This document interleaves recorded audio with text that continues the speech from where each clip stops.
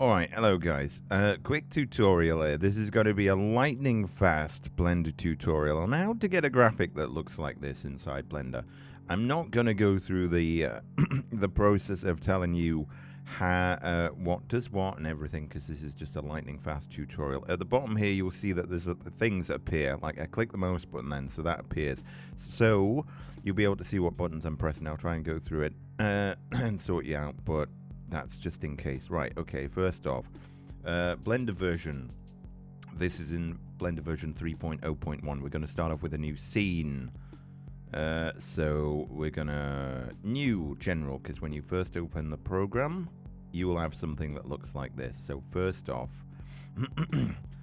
we're going to click on the cube, press delete. We're going to click on the light and press delete. Hold down the middle mouse button to move around, by the way. Shift A to add a plane. Then press S10 to scale it up by 10. In fact, that might not be enough, so scale it up. S2 to scale it up yet again. Then Z to go into wireframe mode. Then Shift A to add again. We're going to add in a, I told you this was lightning fast, we're going to add in a text object like that. Now you don't want it to say text, you're going to want it to say something more funky like the Bitcoin Baron. So there we go. We've got that, but that's the center of the object. It's off center. You can sort this out in no time flat. You need to press tab to get out of edit mode again. If you are stuck in edit mode, then you won't be able to click on other stuff. In fact, you just move that around, which is no use. Okay, so there's a little widget here, which if you press this, you can turn it on. You can move this around, but the main point is the center of this is technically the center of your object. So we're going to sort out the alignment. Go over here into the text object, paragraph, alignment, click center and center. As you can see, that's happened, but it's just flat, isn't it? So we're going to give it some geometry. Let's extrude it by 3 like that. Then you rotate this on the press R, press X, and then type 90.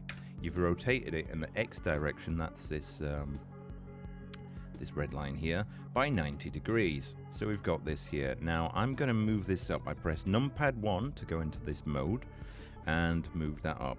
Basically, oh yeah. Oh damn. R, X, 90. I've accidentally gone back twice.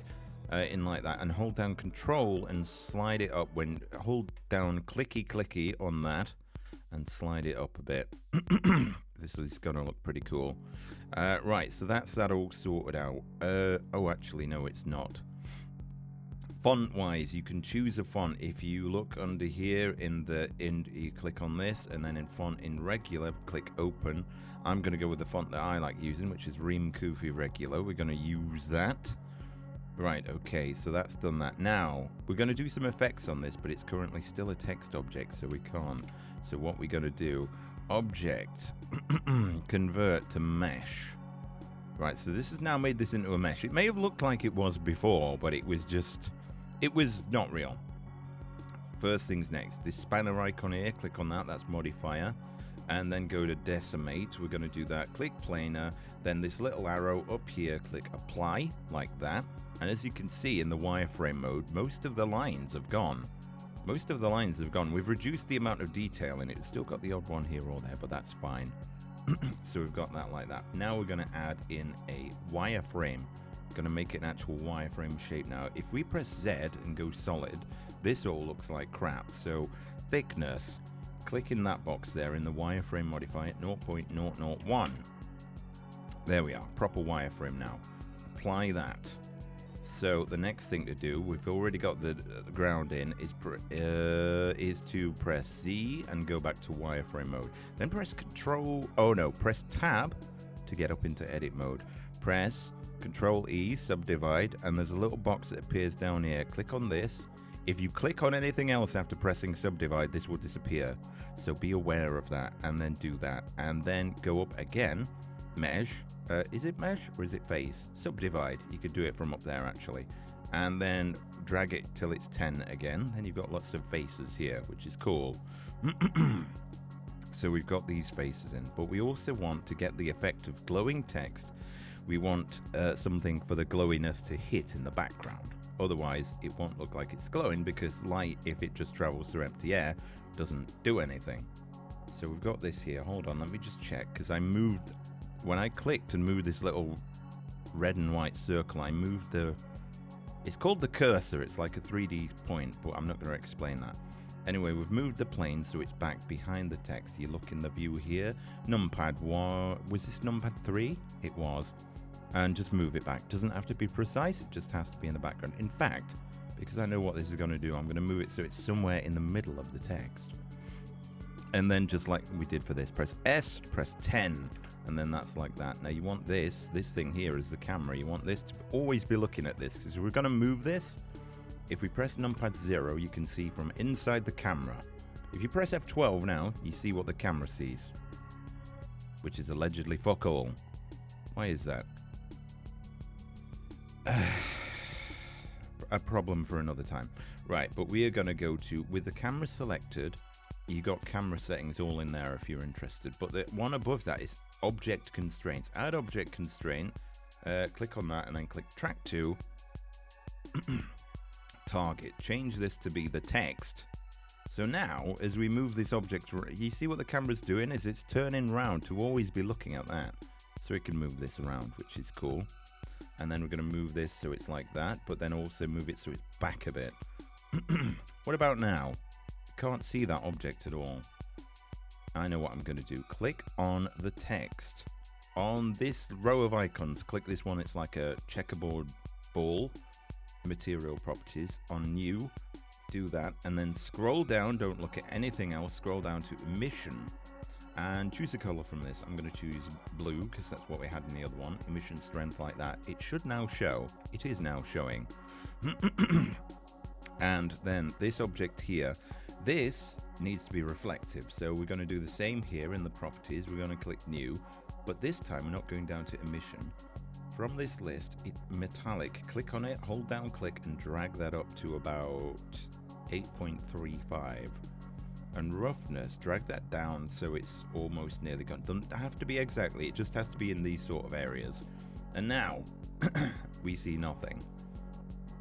That's okay, that's expected, that's exactly kind of what we want. Now the last thing to do before we put this into the proper rendering mode is to click tab and then go up to mesh and click on it's randomized, well, transform, randomize. You've got to do this in edit mode. It looks like it's completely gone wrong, but it hasn't. Normal, click on this box here from here and move that to that. You can now sort of see everything's a bit spiky. It's hard to tell at the minute because of all the lines overlapping each other. Amount, click in here and put in 0.1 and then click outside. It's still too rough. 0.001. That'll probably look okay, right? But the problem we had earlier, the thing is not working. Oh, the backdrop is providing light at the minute. So if you click here on this red icon, which is the world properties, and where it's got color here, click on this, and then on this slider, drag that down to 0. Now the world isn't given any lighting, so everything other than the things that are lit up, which is this, is completely pitch black. So now, although you might not have seen the results, everything's just about ready to go. If you go up here, render properties, your rendering engine is probably now set to EV. Change it over to cycles. And down here, untick that because that's awful. Samples should be okay. So now we're going to press F12. This is the proper rendering engine. A lot of the things like the glowing text and the reflections haven't shown because we've not been in cycles. We've been in EV, which is like a preview. It's much faster. Change your device to GPU. And just to be sure that that's worked correctly, go up to Edit, Preferences, look under System here. Now, if you've got NVIDIA graphics card, you'll be in the CUDA section. Make sure that your processor is unticked and you're just using your graphics card. I think AMD ones are in HIP, so make sure that you do that. Also, if you're going to regularly be doing this in Blender, Preferences, click these little things here and save your changes. I already have, so I don't need to. But now, if we press F12, what we have is this. It looks pretty good. The reflectiveness is shown, but because there's different faces at different kind of angles, it's broken up. it looks pretty cool. But it also, there's something about it, I don't know. I don't know what it is. Something, oh, I think I do. You can press escape to get rid of that, by the way. Tab out of that, and then click on your text again. Oh, and damn it, I was supposed to finish this before the fucking music ended. It's been 10 minutes, is it? I can literally do this in 2 minutes. But we're going to go down to, but I've been explaining things. 3. Then we have a look at that. Looks a lot more glowy. Now up here you can see stuff about how long it's taking to render. It will say time here, which is how long it's been going. Remaining time, which is how long it's going to take. And then your samples, which is defined in that box over there. Now this might take some time, but that's basically how to get something that looks like this. Which is a nice little effect that I just discovered like earlier today. So yeah, feel free to copy this if you wish to. There's more tutorials on the way for people that want to learn how to use Blender and make their own graphics. Becoming soon. Now, you may think as it's rendering, because this is taking a while, you may think, is it even doing anything? I can't see anything happening. If you zoom in while it still seems to be not doing anything and look at some of the pixels close up, it's all very rugged. This is how Blender renders. It gives it a sort of noisy effect, which makes it sort of look more realistic or a bit more detailed. But if you zoom right in, you'll notice that there's changes to some of the colors that are happening. They're very, very subtle, but you might see them. Oh, there was a bit changed just there, right then. So every now and again, when it does a certain amount of samples, it updates the image.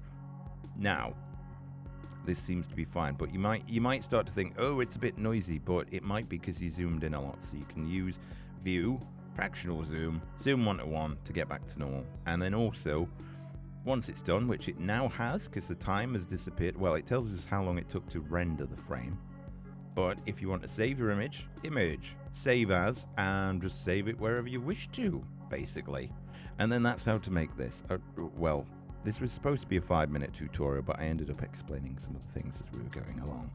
And that's basically how to set up this in 10 minutes, not 5.